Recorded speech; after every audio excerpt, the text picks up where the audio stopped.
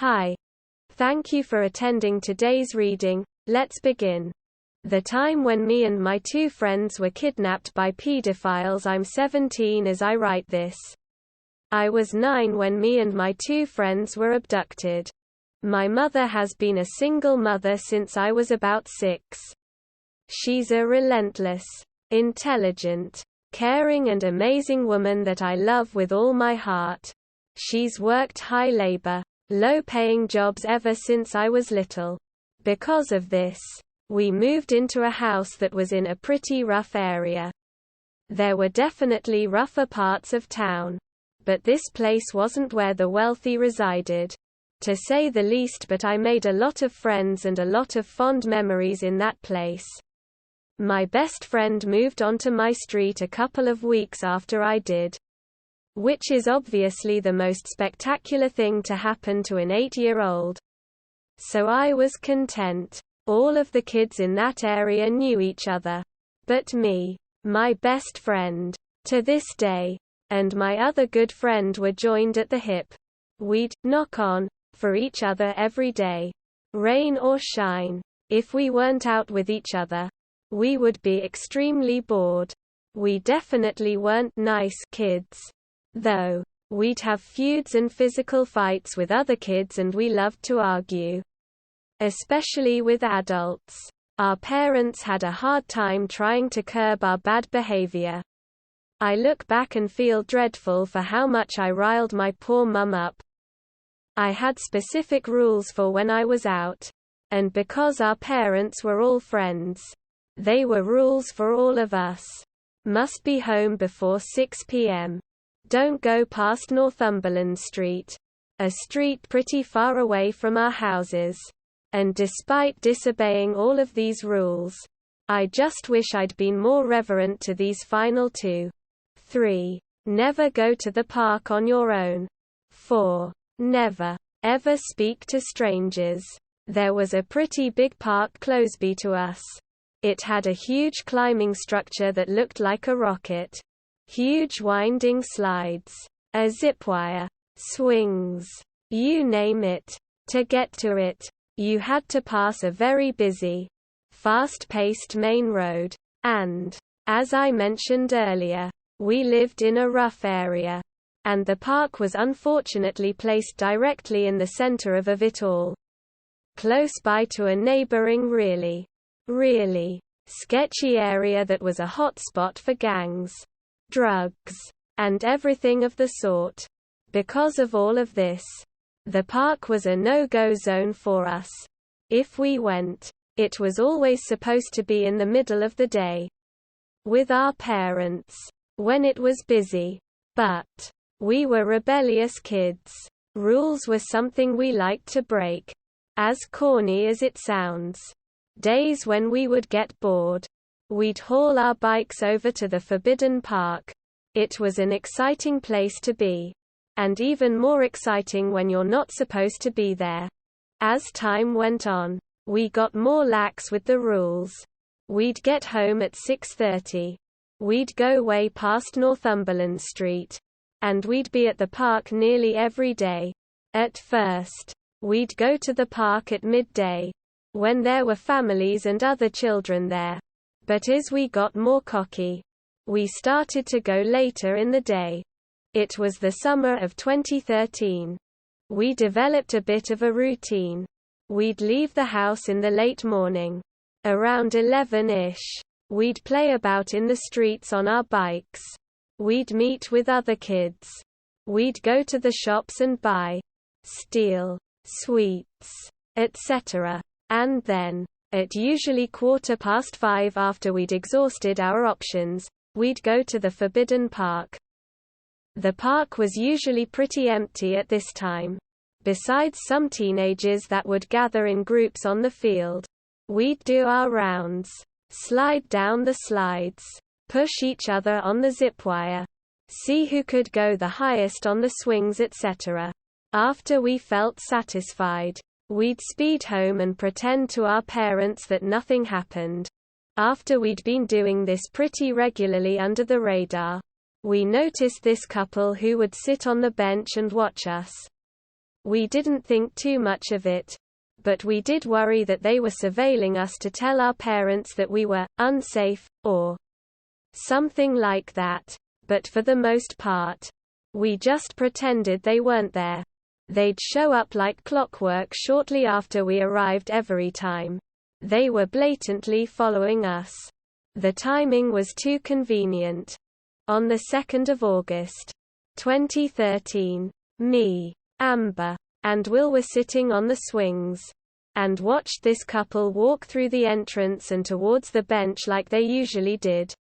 The park had lost its novelty at this point, so we just sat on the swings, kind of bored. This allowed us to pay more attention towards the pair sat watching us. We were staring, and they were staring back. They got up from the bench and started heading towards us. We all had a case of the Napoleon complex at this age. But as soon as I saw them walk towards us, I felt my age. And I was nervous.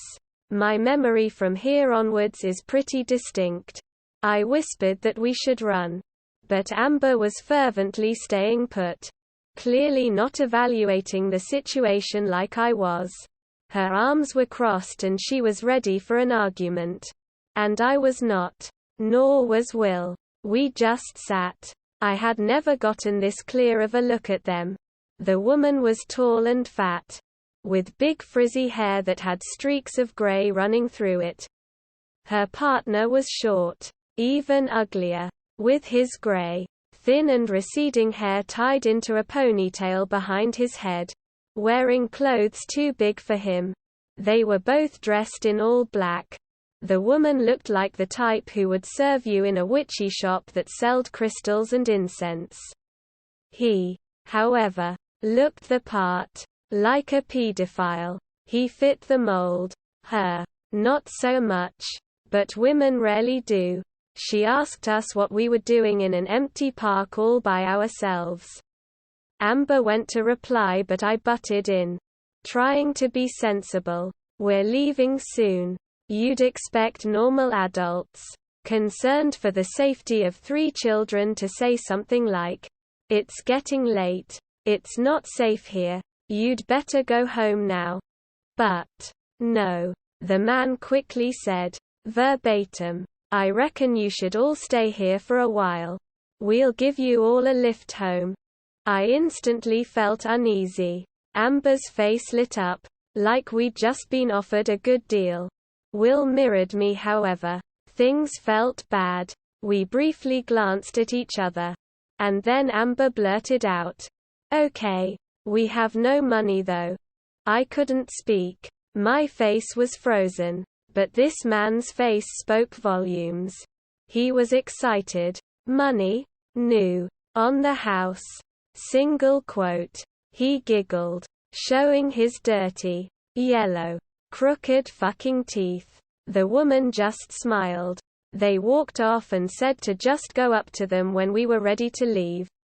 Amber was hyper. I was crippled with nervousness. "They're weird, Amber. Why did you say that?" Single quote. Will loudly whispered. Amber was swinging super high on the swings. "Oh well. We don't have our bikes and it's boring when we walk. If I knew what I know now, I would have ran fucking miles to get away from those creeps." I remember the time on my iCarly watch being nearly 6. "We need to go now. We would have been late if we walked. But again, it would have been better to be hours late than to get in that car." I remember Amber enthusiastically jumping off the swing. And we walked towards the couple. The woman said, "Come on then," in a kind, motherly voice. As we walked towards their silver Toyota, I knew from the jump something was totally off. There was an energy of excitement, particularly in the man that just didn't match the situation. As soon as they swung the door open, I started to go into panic mode. The seats were covered in black bin bags. I just braced myself and sat in the car. It reeked of cigarettes. He was driving, and he sped out of the car park to get to our houses. You had to turn right at the exit. There was literally no other way. And of course, they sped left. I started crying. Amber, with audible panic, said, "You're not going the right way. Where are you going?" Single quote. Their tone changed dramatically as the woman turned to the back seat. "Don't say another fucking word. You'll soon see where we're going." I was now bawling, crying. The others were probably just frozen in fear. I shouted, "Stop it. Please. My dad's a police officer and he'll find you." Barely intelligible with the tears in my voice. Very calmly, "The fucking creep says, no he's not." My heart practically fell out of my chest as I came to the realization that he knew who I was. He knew I didn't see my dad. I saw a red light, and planned to just dive out of the car, hoping the others would follow. The red light came, and we came to a halt. But, of course, classically, their door handles were locked. What followed was the result of just sheer, incomprehensible luck that many aren't privileged to. One of Will's dad's best friends, Jeremy, was walking his dog along the path next to the park while we were there. From some distance, he recognized Will and us walking with these random people, and getting into their car. Initially, he wasn't alarmed, but suspicious. He just assumed it was people Will knew. But to act on the side of caution. Thank God. He rang Will's dad, where he soon found that Will should have been home 3 minutes earlier. And that he was absolutely not supposed to be in the park. Especially not with these random people. Jeremy, now completely alarmed, put his dog in the boot of his car, and sped out trying to find where we had gone. Will's dad had rung the police. Then our parents. My mum doesn't even like to talk about the moment she got that phone call. We turned down this country road, when we heard the sound of a loud car horn behind us.